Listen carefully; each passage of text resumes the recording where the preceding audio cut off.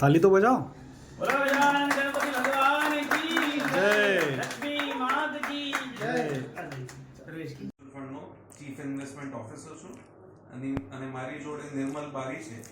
એ અમે અમારું જે ગિફ્ટ સિટી ફંડ લોન્ચ થયું છે એના પ્રિન્સિપલ ઓફિસર છે, એટલે અમારા ગિફ્ટ સિટી ઓપરેશનના હેડ છે અહીંયા ગુજરાતમાં. મ્યુચ્યુઅલ ફંડમાં અમે 12 વર્ષથી છીએ અને પેન ઇન્ડિયા અમારા 42 લાખ કસ્ટમર છે. ટોટલ સાઇઝ જે ઇન્વેસ્ટમેન્ટની છે લગભગ 1,10,000 કરોડ રૂપિયાની છે. તો અત્યારે અમે ઇન્ડિયામાં મ્યુચ્યુઅલ ફંડ ચલાવીએ છીએ અને ખાસ કરીને ઇન્ડિયન ઇન્વેસ્ટર્સ આમાં ભાગ લે છે. પણ હવે જે અમે ગિફ્ટ સિટીનું ફંડ લોન્ચ કર્યું છે એના માધ્યમથી જે લોકો વિદેશમાં રહે છે એ લોકો ડોલરમાં નિવેશ કરી શકશે અમારા ફંડમાં, અને એ લોકોને પેન નંબર લેવાની કે ટેક્સ રિટર્ન ભરવાની કે એવી કોઈ ડિફિકલ્ટી નહીં થાય. તો આ એક અમારું નવું ઇનિશિયેટિવ છે ગિફ્ટ સિટીમાં અને ગુજરાતમાં. અને આ ફંડના માધ્યમથી જે લોકો ભારતમાં રહે છે એ લોકોને બી ઓપોર્ચ્યુનિટી મળશે વિદેશી કંપનીઓમાં નિવેશ કરવાની. તો ખૂબ જ એક્સાઇટમેન્ટ છે અમારી ટીમમાં અને આ ફંડ લોન્ચ કરવાની અવધિ મળી છે. એટલે ઘણો આભાર ગુજરાતના રેગ્યુલેટર્સને અને ગિફ્ટ સિટી IFSC ના રેગ્યુલેટર્સ. આમાં તમારું કેટલું ફંડ આપણે ઇન્વેસ્ટ કરી શકીએ ક્યાં સુધી કર્યું?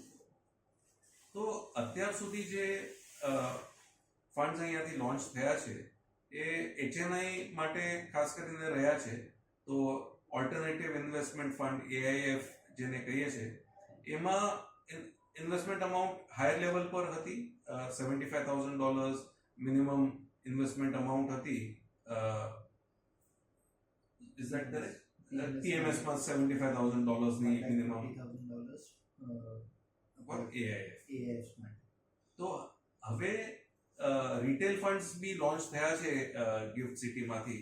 તો હવે રિટેલ ફંડ્સના માધ્યમથી નાના અમાઉન્ટ માટે બી એક્સેસિબલ થશે અને નાના ઇન્વેસ્ટરને બી ઓપોર્ચ્યુનિટી મળશે. અત્યાર સુધી જેમ નિર્મલે વાત કરી કે AIFમાં $1.5 લાખ મિનિમમ ઇન્વેસ્ટમેન્ટની રિક્વાયરમેન્ટ છે અને PMSમાં $75,000 મિનિમમની રિક્વાયરમેન્ટ છે. આના લીધે ઘણા બધા ઇન્વેસ્ટર્સને તકલીફ હતી કે આટલું અમાઉન્ટ ના હોય તો કેવી રીતે અમે ઇન્વેસ્ટ કરી શકીએ.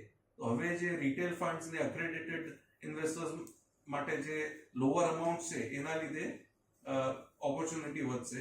અક્રેડિટેડ ઇન્વેસ્ટર માટે $25,000 કે $10,000 ની બી ઇન્વેસ્ટમેન્ટ પરમિસિબલ છે કોઈ ફંડ્સમાં, અને રિટેલ ફંડ્સમાં તો $1,000 થી કદાચ શરૂઆત થશે. તો ઘણી ઓપોર્ચ્યુનિટી ઇન્ક્રીઝ થશે. Thank you. All the best.